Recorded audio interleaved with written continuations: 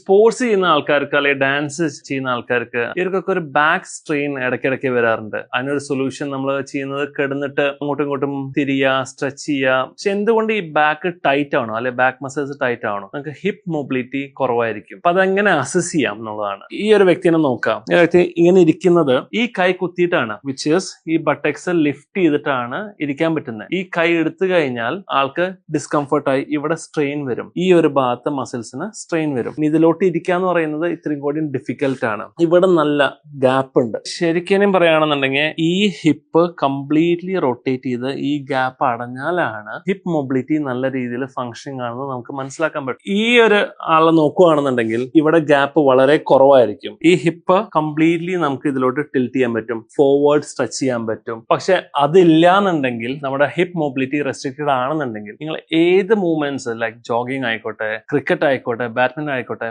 ബാക്കിൽ നിന്ന് നമുക്ക് സ്ട്രെയിൻ വരുന്നുണ്ടെങ്കിൽ ഈ മൊബിലിറ്റി കൂടിയും നമ്മൾ അഡ്രസ് ചെയ്താലാണ് അത് കുറയ്ക്കാൻ പറ്റുള്ളൂ. ഇതും ഒരു L4 L5 ഡിസ്ക് ബൾജിന് കാരണമാണ്. So definitely make sure that it is been addressed.